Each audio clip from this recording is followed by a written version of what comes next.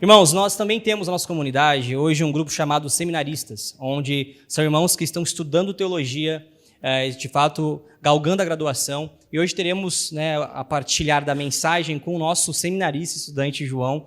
Então é uma alegria poder ouvi-lo. Nós acreditamos que o evangelho, irmãos, não é pautado em oportunidades. Não, nós não partilhamos oportunidades. Nós somos aqueles que suportam uns aos outros em amor. E nós também acreditamos uns nos outros. Então, ouvir o João hoje não é dar para ele oportunidade. Ouvir o João hoje comunicar o evangelho é lembrar que o Senhor nos chama para comunicar as boas novas. E hoje eu tenho certeza que ele está uma ferramenta afiada nas mãos do Senhor. Amém? Se você pode, então, ensina suas mãos aqui à frente, nós iremos orar pelo nosso irmão João. Senhor, nós te damos graças por esse culto. Obrigado a todos aqueles que estão aqui, Senhor. Obrigado porque o Senhor nos guardou e o Senhor nos trouxe a este momento. Somos gratos também, amado Espírito, pela sua presença em meus louvores e em meio a toda a liturgia desse culto. Obrigado, Jesus. Que nessa noite o Senhor possa usar mais uma vez o João para comunicar o Evangelho. Senhor, todas as expectativas humanas, Senhor, retiradas do coração dele e do nosso coração. E que possamos hoje ouvir com o coração aberto aquilo que o Senhor colocou na mente e no coração do João. Assim oramos para que ele seja uma ferramenta em suas mãos e que isso possa nutrir a nossa comunidade de fé, Pai. Assim oramos, abençoando ele em teu nome. Amém, amém e amém. Amém. Graça e paz, comunidade. Boa noite. Vocês estão um pouco desanimados, parece que vocês estavam torcendo para a Argentina, né? Deve ter algum argentino aí. Minhas condolências a vocês. Mas, meus irmãos, prometo não fazer referência ao futebol, só essa. Da última vez que eu fiz referência, né?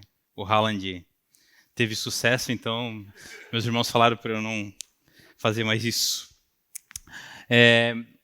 Brincadeiras à parte, muito feliz de estar aqui com vocês, de estar podendo compartilhar um pouco daquilo que o Senhor tem ministrado aos nossos corações, poder estar dando sequência à nossa série de mensagens. Se você está começando a caminhar com a gente, ou se você está assistindo essa mensagem no YouTube pela primeira vez, nós estamos em meio à série de mensagens Cânticos da Alma, onde pontualmente, todos os domingos, nós estamos expondo o livro dos Salmos.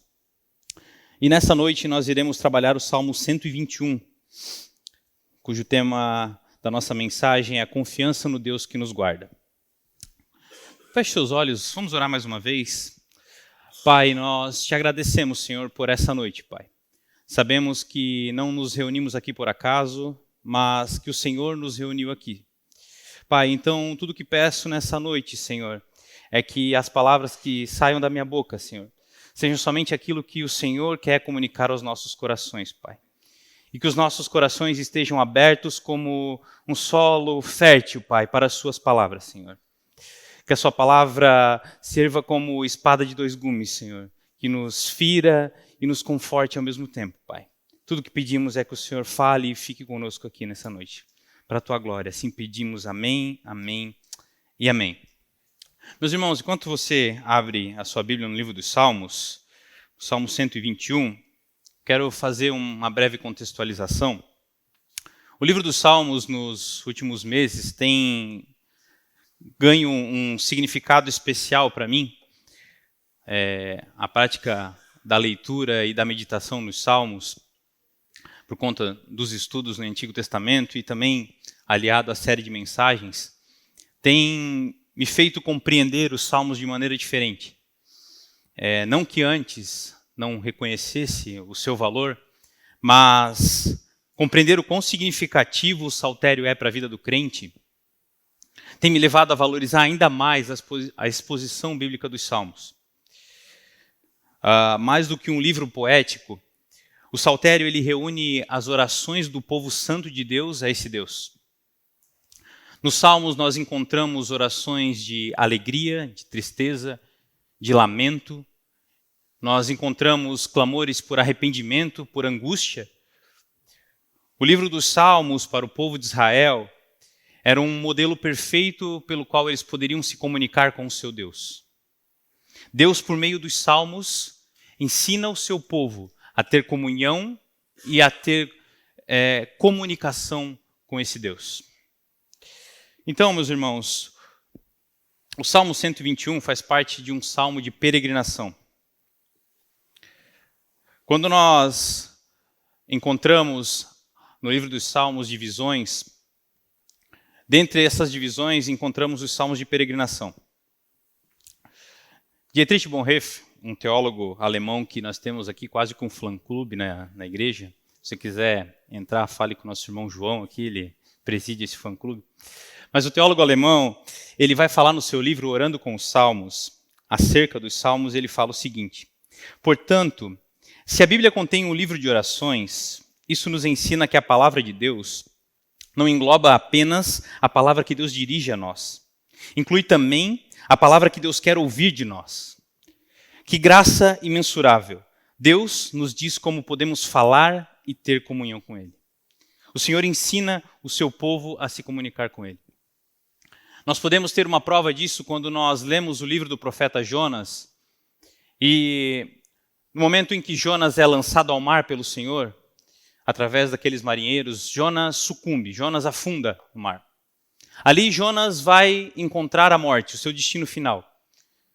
E nesse momento, a oração de Jonas, aquela bela oração que encontramos no livro, não é uma oração improvisada. Não é algo que nasce de um improviso de Jonas. Aquela oração poética é permeada do livro dos Salmos. O que nós podemos aprender com Jonas em sua oração é que nos momentos mais difíceis, quando as circunstâncias da vida nos espremem, quando estamos passando por dificuldades, quando estamos sucumbindo à beira da morte, o que deve sair da nossa boca não são lamentos, não são lamúrias, não são murmurações. O que deve sair dos nossos lábios é a palavra de Deus. Os salmos são a palavra de Deus. Martinho Lutero vai falar acerca do livro dos Salmos o seguinte: é muito benéfico ter palavras prescritas pelo Espírito Santo, que homens piedosos possam usar em suas aflições. Se nos últimos dias tenho aprendido com o livro dos Salmos, principalmente através dessa série de mensagens, é que o Senhor se comunica conosco através do saltério. Podemos ter no saltério modelos de orações para clamar ao nosso Senhor nos nossos tempos de angústia.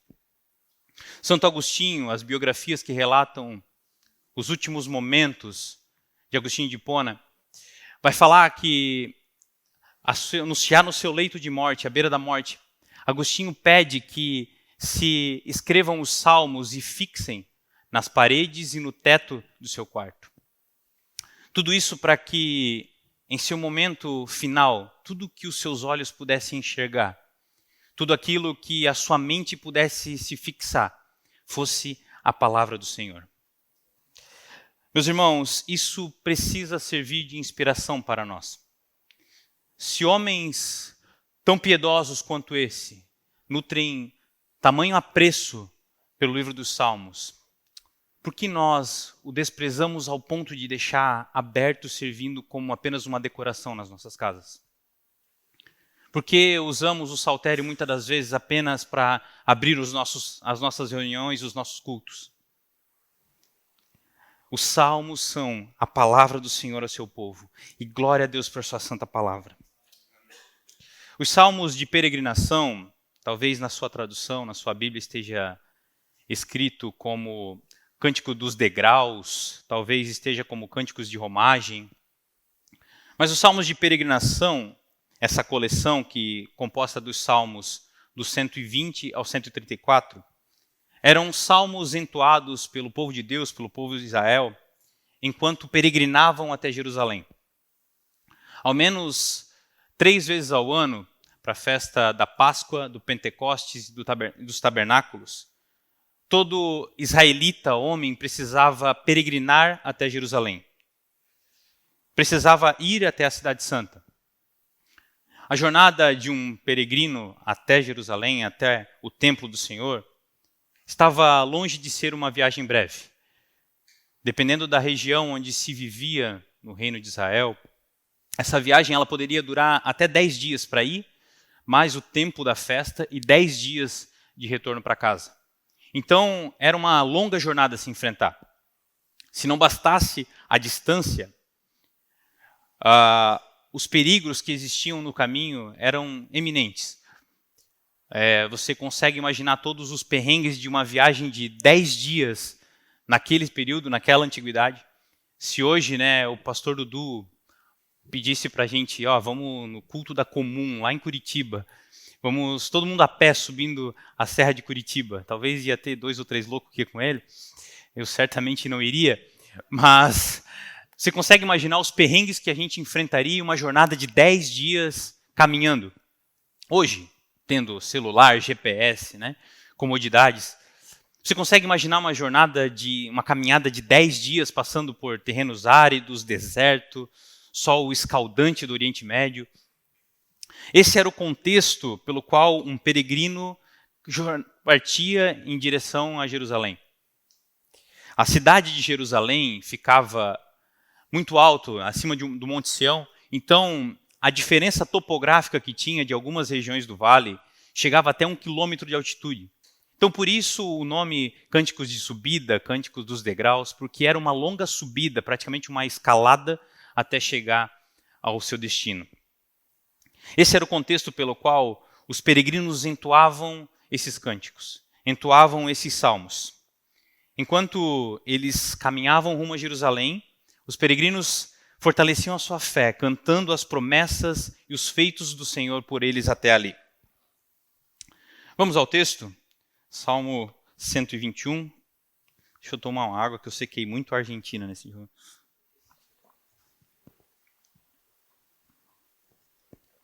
Salmo 121, versículo 1 ao 8. Diz assim: Elevo os meus olhos para os montes. De onde me virá o socorro? O meu socorro vem do Senhor, que fez o céu e a terra. Ele não permitirá que os seus pés vacilem. Não dormitará aquele que guarda você. É certo que não dormita nem dorme o guarda de Israel. O Senhor é quem guarda você.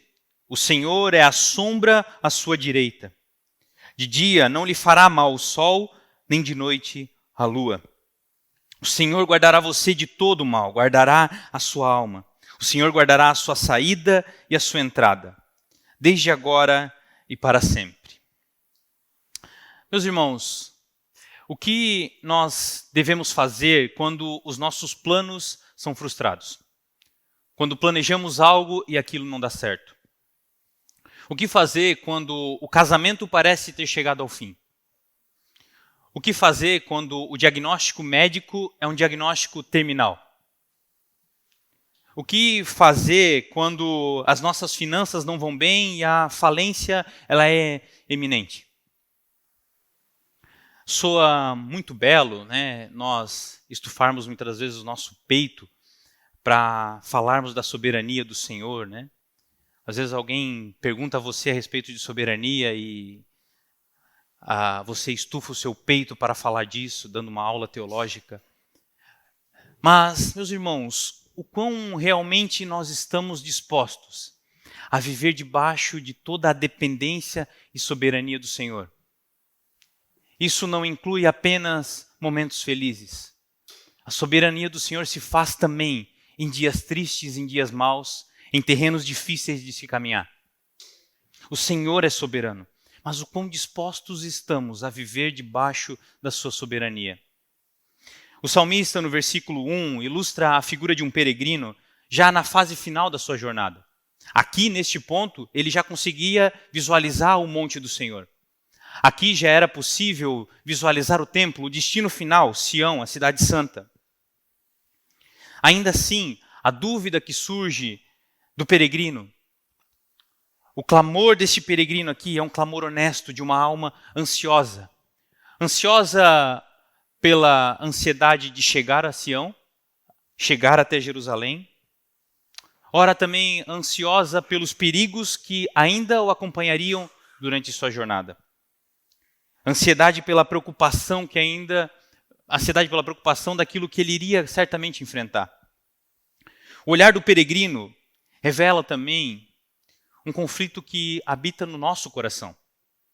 Com frequência nós somos tentados a fixar os olhos não nas promessas que o Senhor tem nos feito, somos levados a fixar os olhos não nos feitos que o Senhor já nos fez, mas fixamos os nossos olhos nas circunstâncias e deixamos de descansar naquele que verdadeiramente tem nos sustentado até aqui. Esquecemos que o Senhor tem nos sustentado, nos conduzido e nos preservado durante toda a jornada. Ainda assim, parece que nós temos uma ansiedade, ansiamos por tentar prestar uma ajuda, um empurrãozinho ao Senhor. Em nossa fragilidade e em nossa pequenez, nós pensamos que conseguimos fazer com que o Senhor apresse os seus cuidados sobre nós. Ah, meus irmãos, que ledo engano nós temos. O Senhor é soberano e devemos sim descansar sobre aquele que nos protege. Talvez você me ouvindo falar isso, na sua cabeça você esteja pensando assim, tu está falando isso porque não é o seu filho que está doente. Não é você que está falindo. Não é o seu casamento que está acabando. E meus irmãos, eu seria um hipócrita se eu não te aconselhasse a esgotar as possibilidades humanas para salvar a vida do seu filho. Seria um hipócrita se eu não te falasse para tentar de tudo para salvar as suas finanças. Eu seria um hipócrita se eu não te aconselhasse a lutar ao extremo para que aquele seu parente que está enfermo conheça o Senhor e se arrependa dos seus pecados. Não é isso que as Escrituras nos ensinam. Não é isso que a palavra nos ensina. Não é isso que o Senhor nos diz. O que o Senhor realmente quer não é que nós abandonemos a luta, deixamos de lado, ficamos de braço cruzado esperando que o Senhor haja. Mas o que o Senhor realmente quer é que os nossos corações não estejam fixados nas preocupações da jornada. Que os nossos corações estejam descansando no Senhor. E os nossos olhos fixos no monte, no templo do Senhor, que é onde Ele habita. O ato do peregrino de erguer os seus olhos e contemplar Sião, o seu destino, ao invés de fixar os perigos da jornada, a sua visão agora se fixa no templo. Olhar para o monte significava enxergar e crer que o Senhor lá habitava, encontrar motivação para continuar escalando, continuar subindo, marchando degrau a degrau de toda essa subida. Portanto, por mais difícil que seja a jornada, não podemos permitir que a ansiedade de chegar ou a ansiedade pelo resultado domine os nossos pensamentos. O peregrino ergue os olhos para os montes porque ele deseja alcançar a presença do Senhor. Ainda há um longo caminho a ser percorrido, mas a visão do destino faz com que ele não abandone a sua jornada. Ainda está longe, mas ele sabe que lá habita o Senhor e por isso continuamos marchando. O Salmo continua apresentando a nós um Deus que não permite que os nossos pés vacilem. Mesmo em meio às incertezas da jornada, a certeza de um Deus que cuida de cada passo nosso precisa ser o suficiente para acalmar a nossa alma ansiosa. Versículo 3 diz assim: Ele não permitirá que os seus pés vacilem, não dormitará aquele que guarda você. Talvez, meu irmão, quando você se converteu, talvez quando você veio para Cristo, prometeram a você uma vida fácil com Deus. Talvez prometeram que agora a sua jornada pelo caminho seria melhor, mas não te explicaram o contexto desse melhor. Talvez te prometeram que as suas necessidades momentâneas seriam sanadas. Talvez prometeram uma cura momentânea para aquilo que te aflige. E meus irmãos, a jornada com Cristo nos faz passar por terrenos arenosos, nos faz passar por vales perigosos. A jornada com Cristo não é um caminho ladrilhado, mas sim um caminhar no deserto, por vales perigosos. Ainda assim, mesmo caminhando por esses caminhos incertos, caminhamos sobre uma certeza de que a chegada existe e que o Senhor nos aguarda. Conseguimos sim olhar para o alvo e nesse alvo enxergar uma eternidade com Cristo. É isso que João Calvino traz nas suas Institutas. ele nos diz, seja qual for o gênero de tribulação que nos aflija, devemos ter sempre em mente este fim, acostumarmos-nos ao desprezo pela vida presente e, por isso, despertarmos para a meditação de uma vida futura. O Senhor nos afasta do amor por este mundo. O Senhor não quer que vivamos em uma cápsula, isolados, mas Ele faz com que nós tenhamos um desprezo santo por aquilo que é terreno e passageiro.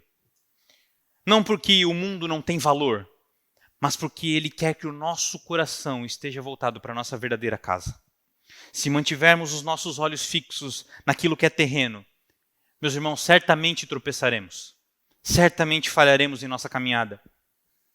Mas mantendo os nossos olhos fixos no Senhor, o Senhor não permitirá que os nossos pés vacilem em meio ao deserto.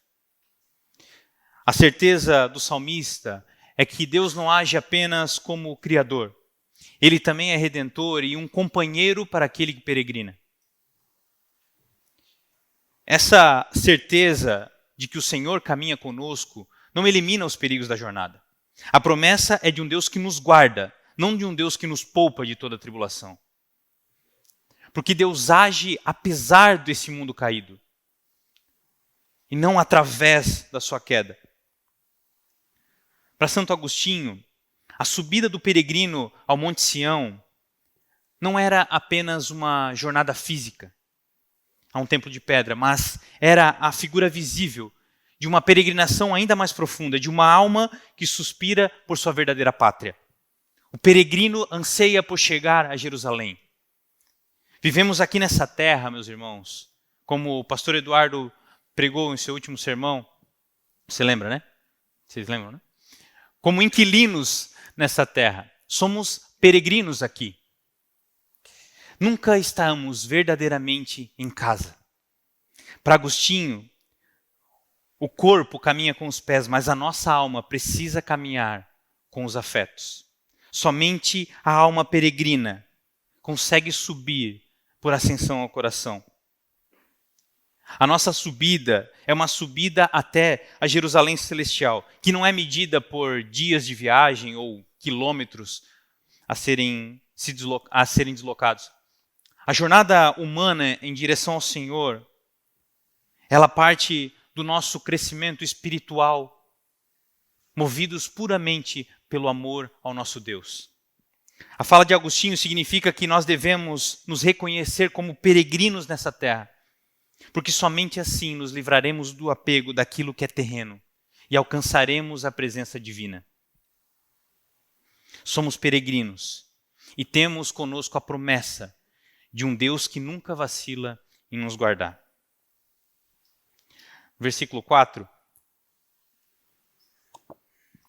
É certo que não dormita nem dorme o guarda de Israel.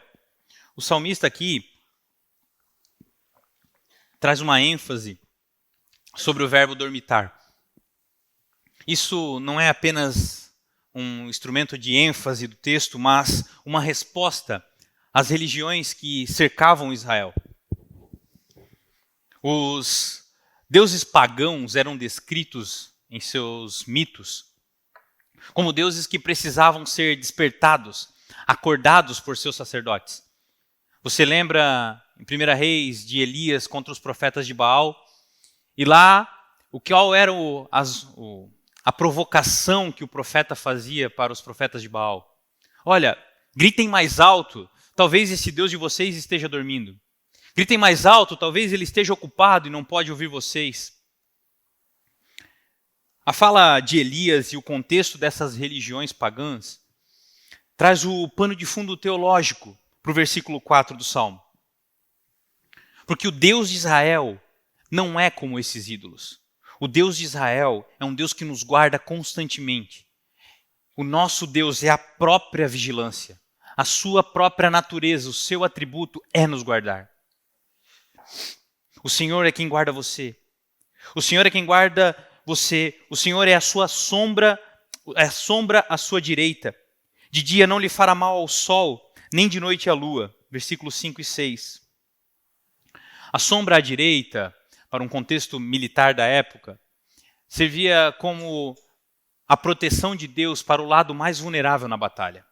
Se o soldado impunha a espada com sua mão direita, aquele era o lado pelo qual ele seria mais atacado. Ter o Senhor à direita significa que o Senhor está protegendo o peregrino através aonde ele tem as suas maiores fragilidades. E mais do que isso, para quem enfrentava o sol escaldante do Oriente Médio, ter o Senhor como sombra protegendo significava sobrevivência. Era fundamental que o Senhor o protegesse durante toda a sua caminhada. A referência à proteção noturna contra o luar, além dos perigos que a noite no deserto representa, também uma referência a crenças antigas de que o luar poderia ter influências em doenças mentais e neurológicas. E essa crença foi trazida até recentemente, onde citavam as pessoas como lunáticas. O Senhor é quem protegia toda a jornada do peregrino. Para o salmista, isso fica claro. O Senhor o protegeria de dia e noite.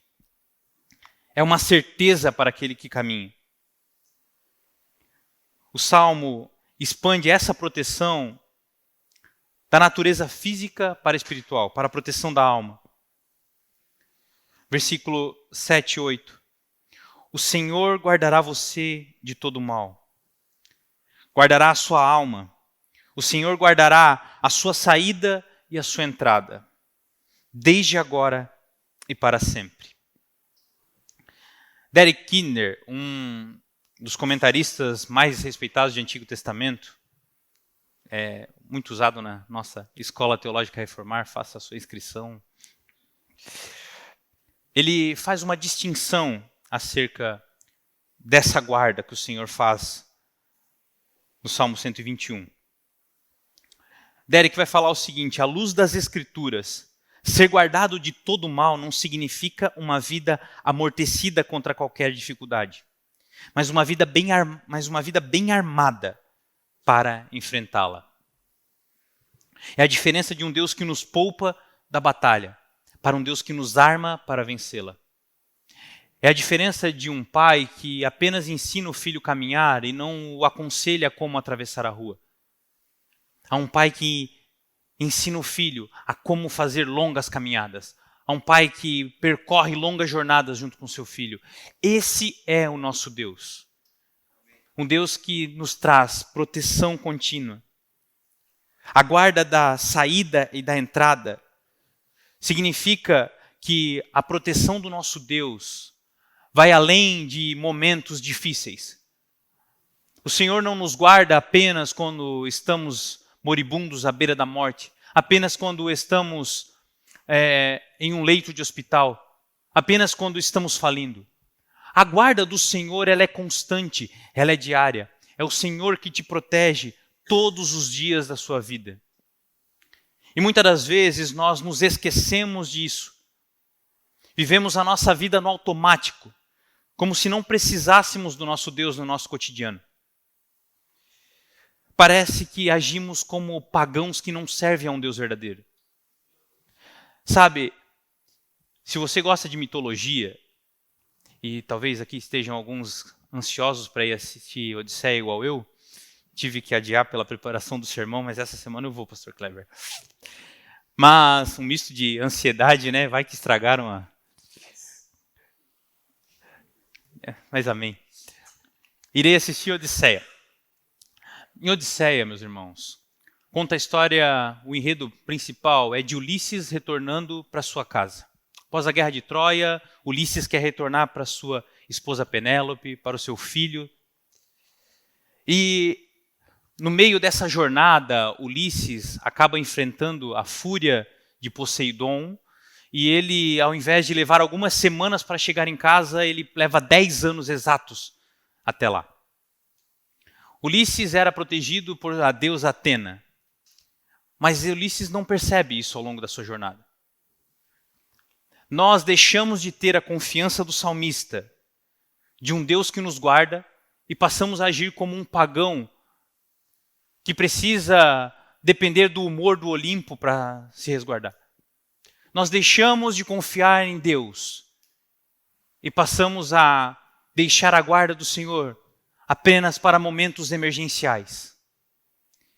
Irmãos, servimos a um Deus verdadeiro, um Deus que nunca dorme.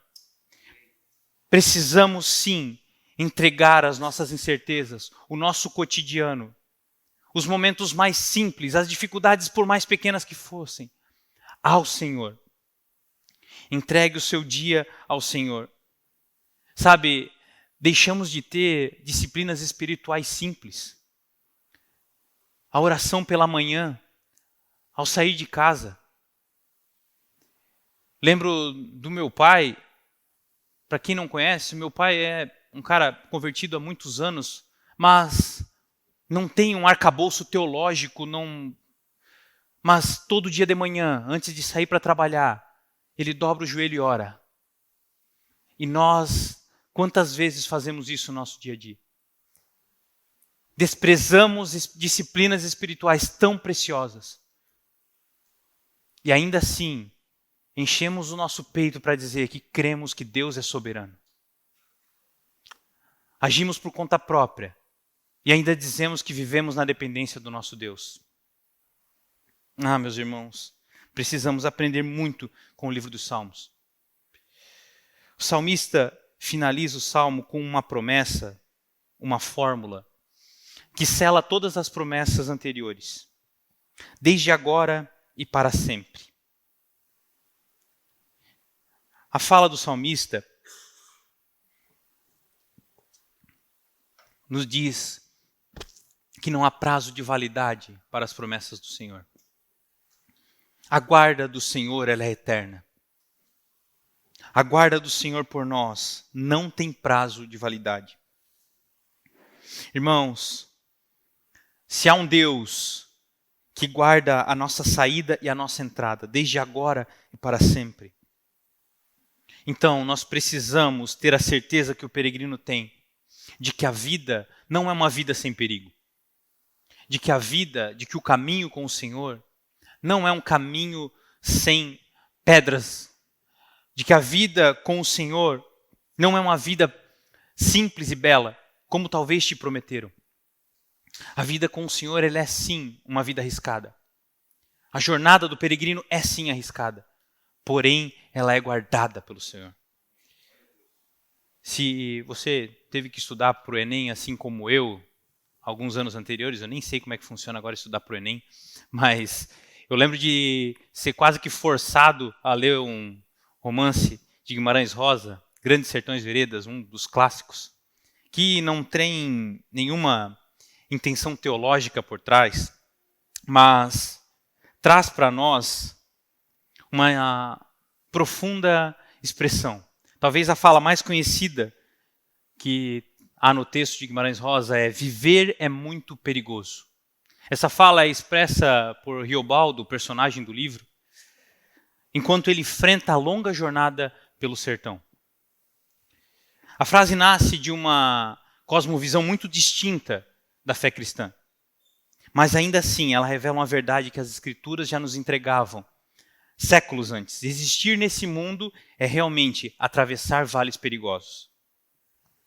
A diferença para Riobaldo, o personagem do livro, é que Riobaldo tem a incerteza de quem o acompanhara pelo caminho.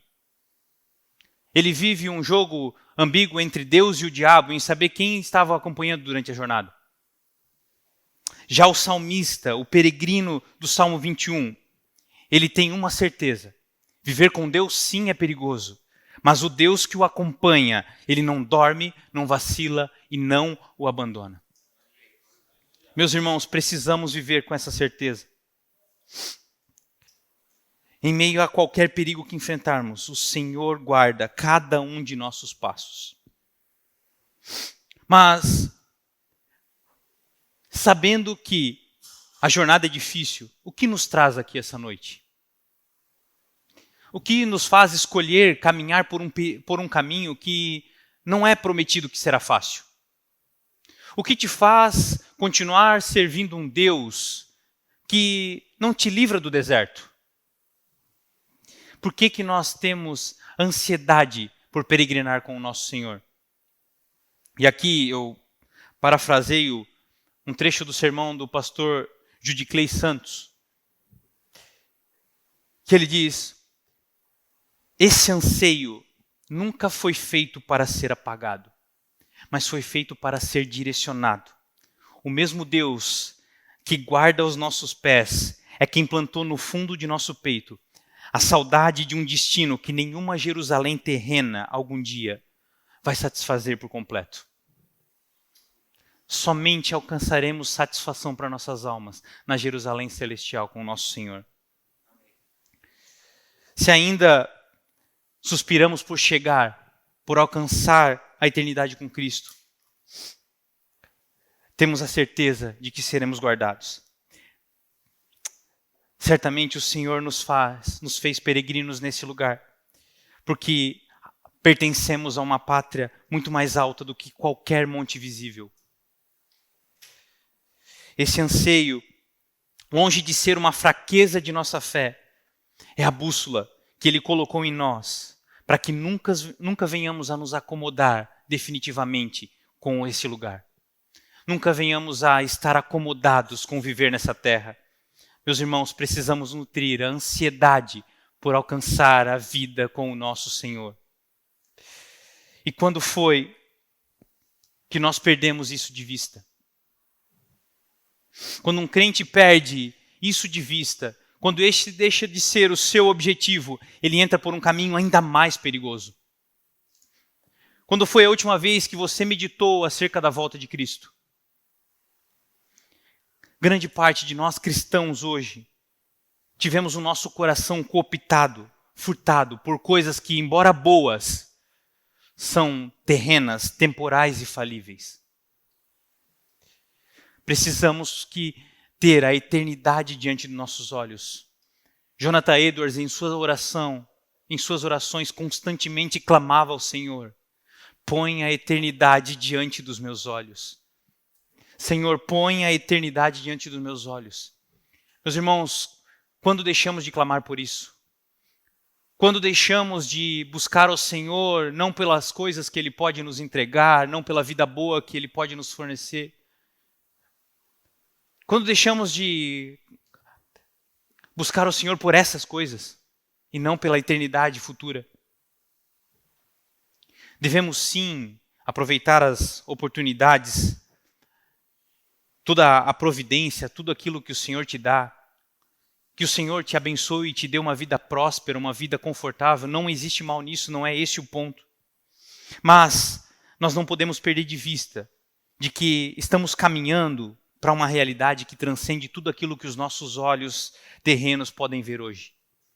Caminhamos rumo a uma Jerusalém celestial, a uma eternidade com o nosso Deus. Esse deve ser o nosso único alvo. Calvino vai dizer acerca dos últimos dias que quando o som da última trombeta soar, fará com que o coração dos ímpios derretam de pavor. Este mesmo som ecoará nos ouvidos dos fiéis como um cântico de sua eterna libertação. Somente encontraremos satisfação para nossas almas neste dia. Quando o som da última trombeta soar, teremos toda a ansiedade de nossa alma satisfeita por alcançarmos o nosso Senhor. Neste dia, Cristo não virá para destruir a sua igreja, mas vem para nos recolher como herança comprada com seu próprio sangue na cruz do Calvário. Meus irmãos, essa mensagem é o que pode trazer paz para os nossos corações diante de um mundo totalmente colapsado, totalmente inquieto, diante de nossas almas que constantemente encontramos cada vez mais instáveis. Precisamos ter a convicção de que temos um rei, de que o servimos e que o seu reino não terá fim. De que ele é o Senhor da história e que no momento certo voltará para cumprir a sua obra redentiva. E que nós façamos parte dela, em nome de Jesus. Diante dessa esperança, de um Deus que nos guarda, de um rei que voltará, como é que nós podemos viver essa confiança aqui e agora? Trago então 3 aplicações para nós meditarmos. E a primeira delas é: troque a pergunta pela resposta. Faça como o salmista.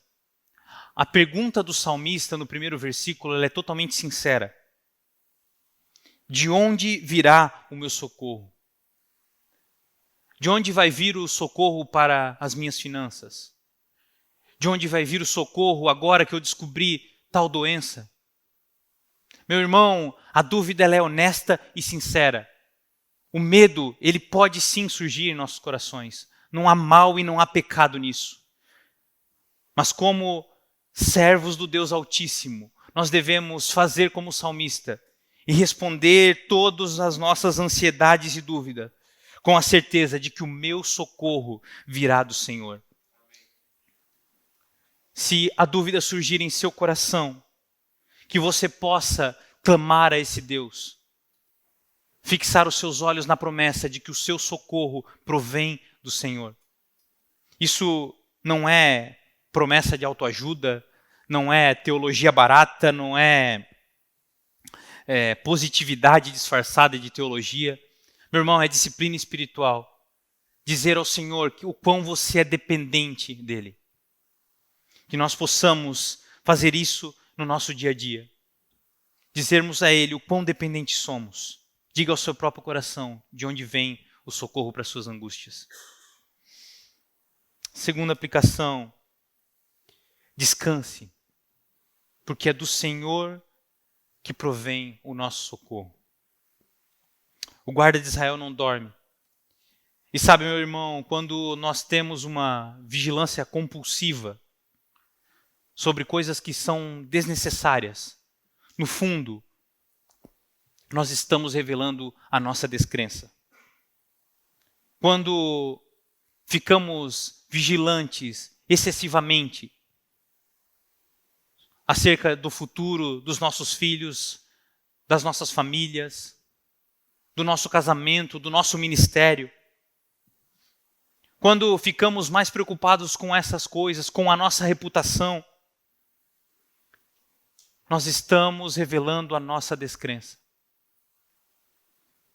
Responda para você mesmo quantas madrugadas, talvez, você perdeu o sono pensando nessas coisas. Preocupado talvez com as suas finanças, com o corte que estão fazendo na empresa, com a doença que o médico diagnosticou. Meu irmão, quantas noites perdemos tentando fazer o trabalho que só pertence a Deus? Lembre-se do contraste que nós fizemos entre o nosso Deus e os deuses dos cananeus. Aqueles deuses eram deuses que dormiam, que precisavam ser acordados pelos seus adoradores. Quando nós insistimos em vigiar sozinhos aquilo que já está sobre a guarda do Senhor, sem perceber, nós estamos tratando o Deus vivo como se ele fosse um desses ídolos. Como se o nosso Deus precisasse de um estalo, de um despertar nosso, para que ele pudesse entrar em ação. Ah, meu irmão, talvez o que os nossos corações estejam fazendo nesse momento é criando um Deus que sirva às nossas conveniências e sirva às nossas vontades nos momentos em que nós queremos. Que possamos realmente descansar no Senhor e confiar na sua provisão. Que ao fechar os seus olhos essa noite você possa descansar. Não porque os problemas da segunda-feira sumiram. Eles ainda estarão lá e você terá que enfrentá-los. Mas confiantes de que o Senhor que te guarda não dorme em nenhum momento. A terceira aplicação, meu irmão. Viva a guarda de Deus nos pequenos momentos do seu dia. Na entrada e na saída. A promessa do versículo 8, ela não é reservada apenas a grandes crises, a grandes jornadas de peregrinação como as que os israelitas faziam até Jerusalém. A guarda do Senhor cobre todo o nosso cotidiano. E aqui existe um perigo espiritual. Terceirizar a fé que temos em Deus apenas para momentos de emergência. Oramos com fervor diante de uma cirurgia, mas atravessamos a segunda a sexta no automático, como se não dependêssemos dele. como se Deus estivesse de folga e nós só queremos que Ele haja em nosso favor entre uma crise e outra. O Salmo 121 rejeita essa divisão. A mesma guarda que sustentou o peregrino durante a sua peregrinação, o sustenta no seu dia a dia, no seu retorno ao lar. A mesma guarda que te sustenta nos perigos difíceis, nos momentos em que você não sabe como agir, é o que te sustentará no retorno para casa agora, na sua ida ao trabalho amanhã de manhã, na sua ida ao supermercado, no conflito mais simples que você tiver no seu trabalho. O Senhor lá está te guardando. Portanto, meu irmão, confie no Senhor. E aqui, partindo para o final do sermão,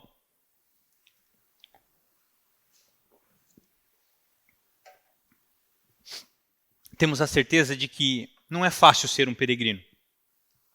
Porque ser um peregrino implica em seguir alguém maior do que nós mesmos.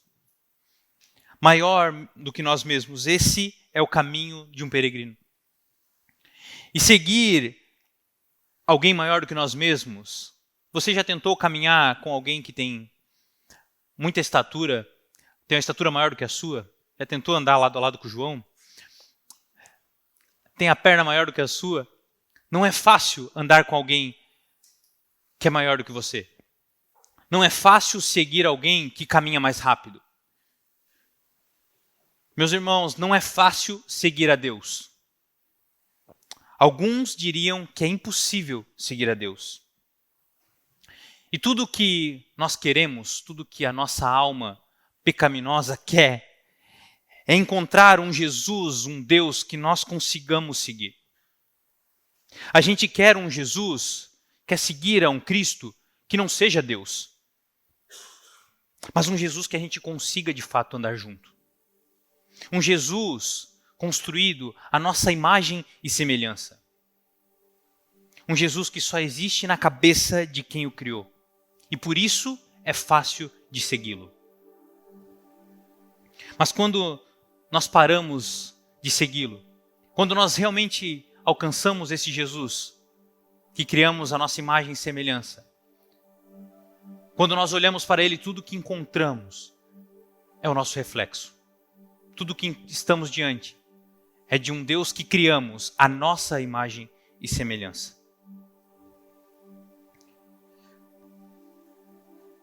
O maior desafio da vida de um homem é seguir a Cristo.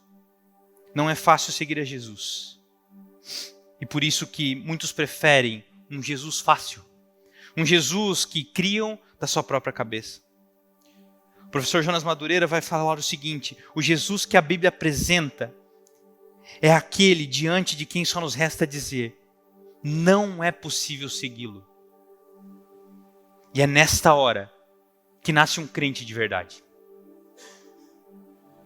É exatamente aí, meus irmãos, quando realmente reconhecemos que não temos condições de alcançar a plenitude que Deus tem. Somente aí que percebemos o quão precisamos caminhar junto a Ele. Somente aí que percebemos o quão necessitamos da sua guarda durante toda a nossa jornada nesta terra. É que realmente nos tornamos crentes genuínos, crentes verdadeiros, que dependem do Senhor, que dependem de sua proteção e que deixam de encaminhar com suas próprias pernas e passam a confiar exclusivamente na guarda do Senhor. É nesse ponto que o Salmo 121 deixa de ser uma poesia verotestamentária para os israelitas e se torna o Evangelho para nós. Porque a boa notícia não é que encontramos forças para seguir um Deus que é impossível de seguir. A boa notícia é que Ele mesmo se fez o nosso guarda. Mais do que isso, Ele mesmo se fez o caminho para que nós percorramos. Não somos nós que nos sustentamos durante toda a jornada. É o guarda de Israel, que não dormita e nem dorme. Quem sustenta os nossos pés vacilantes. É Ele que é a sombra sobre a nossa cabeça exposta. Que guarda a nossa alma. mesmo quando nós não temos condições alguma de se achegar a Ele. Descanse no Senhor. Você não foi chamado para se guardar sozinho, você foi chamado por Deus para ser guardado por Ele. Ergamos os nossos olhos para os montes. Não para os montes em si, mas para aquele que habita no santo monte. Aquele que nos fez.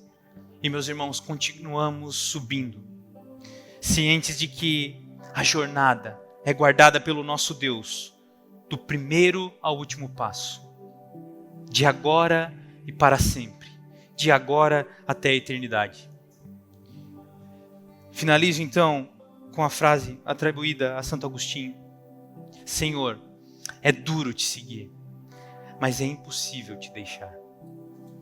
Meus irmãos, não existe promessa de vida fácil, mas existe promessa de uma eternidade gloriosa com o nosso Deus.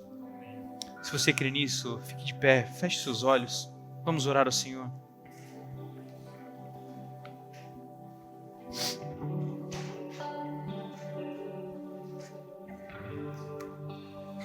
Aleluia, Senhor.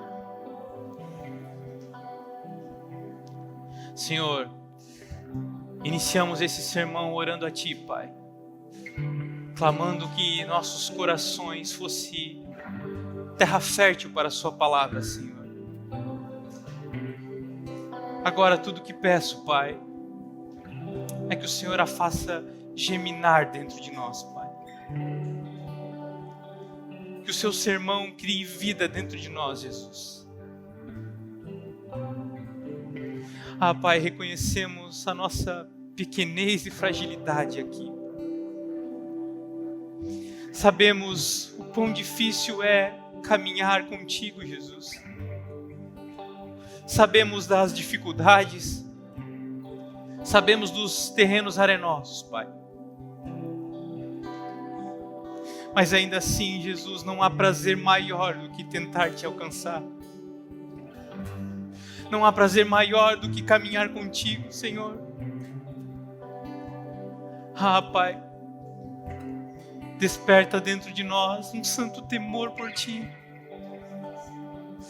Gera dentro de nós, dentro de nossos corações falhos, a ansiedade por viver uma vida eterna junto contigo, Jesus. Pai, que não venhamos a nos esquecer de Tuas promessas, principalmente da maior delas, uma eternidade ao Seu lado, Pai. Jesus, coloca dentro de cada irmão aqui a convicção de que somos peregrinos e que não pertencemos a este lugar, Pai. Nós Te damos graças, Jesus, por tudo que o Senhor nos proporciona ter. Que alegria ser bons mordomos daquilo que o Senhor nos deu. Mas não permita que isso nos roube. Não permitam que as coisas vãs e terrenas tirem de nós o apreço por Ti. Senhor, fixa os nossos olhos de uma eternidade contigo. Senhor, oro pelos meus irmãos, Pai, que eles possam enxergar o Teu cuidado no seu cotidiano, Jesus. Eu não conheço a particularidade de cada um aqui. Eu não sei o que cada um passa. Eu não sei os perigos, os vales, mas Tu conheces, Pai. O Senhor sonda o nosso coração. Então, Senhor, traz à memória agora dos meus irmãos o Seu cuidado. Senhor, que eles consigam enxergar a Sua guarda permanente. Que eles possam enxergar o quão maravilhoso é ter o Senhor como nosso protetor. Pai, eu oro a Ti, Jesus, com o coração ansioso em viver ao Teu lado, Pai. Obrigado, Jesus, por nos preservar até aqui.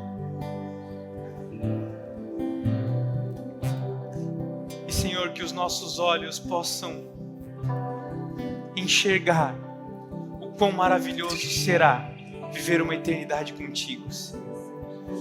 Fixa os nossos olhos na eternidade. Coloca a tua eternidade diante dos nossos olhos, Pai. É o que te pedimos nessa noite. Em nome do teu Filho, amado. Amém, amém e amém.